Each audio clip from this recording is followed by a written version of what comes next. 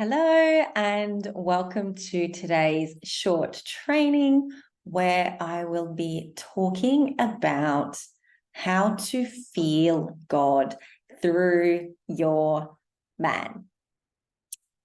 Now, if you have been following me for the last several years, you will know that this conversation is a favorite of mine.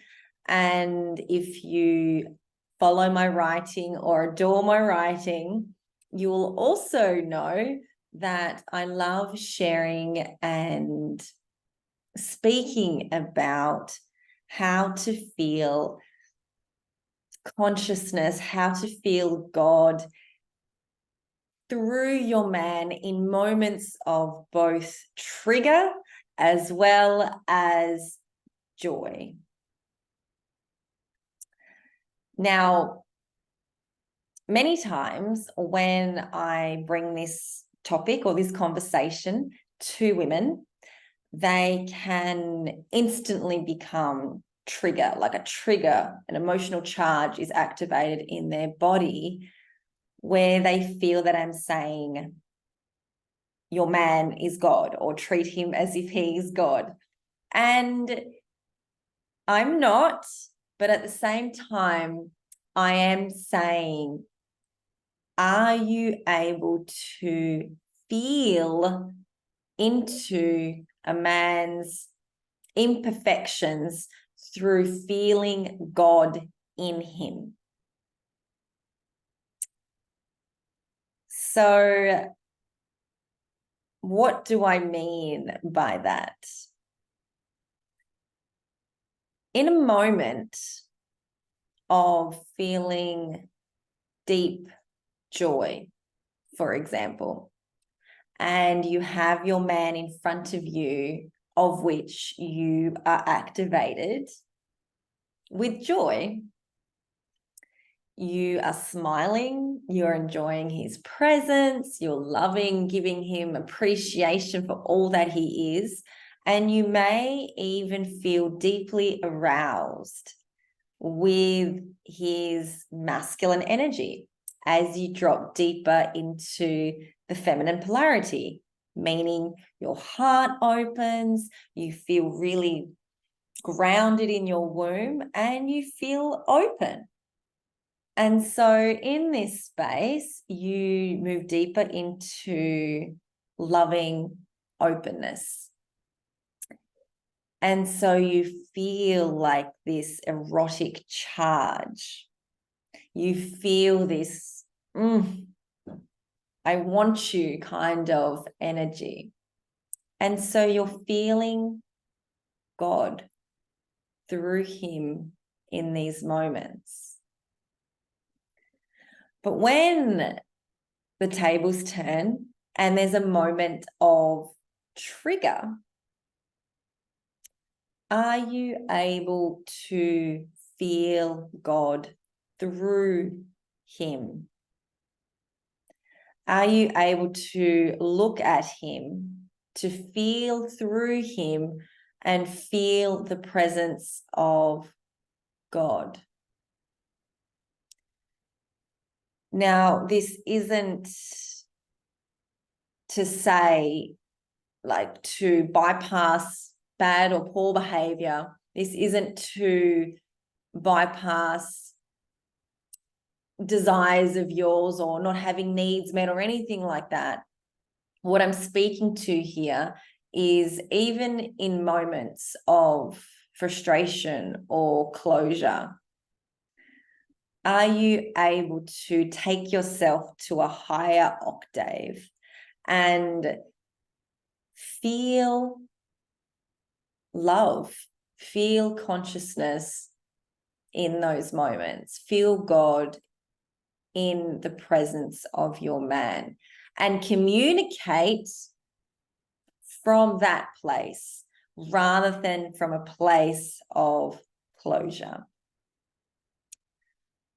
So, for example, in a moment of joy, you may share your feminine love or appreciation or desire with a little flirty smile and just turn around and walk away, moving your hips. Or in a moment of trigger, you may just breathe deeply into your heart, breathe deeply into your womb so that he feels you and you're feeling yourself.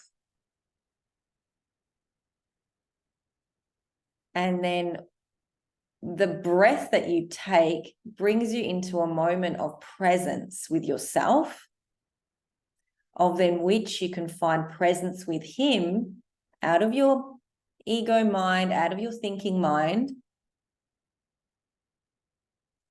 and feel into the love that you have for him in those moments of trigger.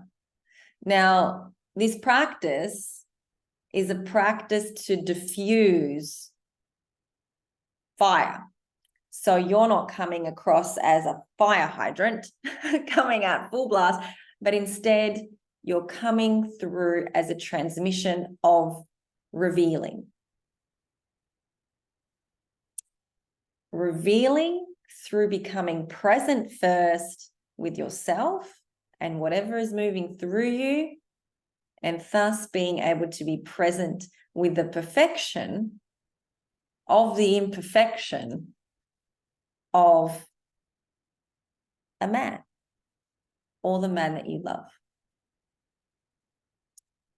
Now, another thing that I wanted to add here is that it is important to have that connection with yourself first. Have that connection with God, with yourself first. Because if you don't have connection with yourself, you're not going to be able to find and see that in somebody else. Or it may not feel as easy to feel into God if you can't feel him within you and your connection with him. If you're not able to receive yourself, it's going to be difficult for you to receive another, to be able to receive the imperfection of another if you're unable to receive your own imperfections. If you're highly judgmental of your man or your partner, it's very well likely you're probably holding a lot of judgment towards yourself and probably a lot of resentment to God as well. And so this is where we do the work around the God wound. This is where I take women deep into healing the fractures within themselves of the God wound. Because unless we're able to see and feel ourselves as the holy daughter of a king, the king, how are we able to see that through another? How are we going to be able to go to those places in moments of joy as well as trigger, if we can't do that for ourselves? So, a lot of my videos talk about attracting in your ideal partner and loving a man well and what to do in moments of triggers, but to feel the holiness and the devotion within yourself for another, it must be a practice within your own life first for you. Otherwise, we're doing things in a performative way. Otherwise, things don't last. Otherwise, things feel good short term, but not long term. Otherwise, we go into collapse. Now, this isn't to say that we will never go into collapse when there's a heart closure or there's a trigger of a trauma that comes up or is activated within us. But what I'm saying here is that it's important to do your inner work for you first, to find and be in that wholeness for you so that you have the capacity to free love rather than in moments of trigger or ego, making it about you or what you can get or the outcomes that you would prefer. Now, I hope you have enjoyed this training.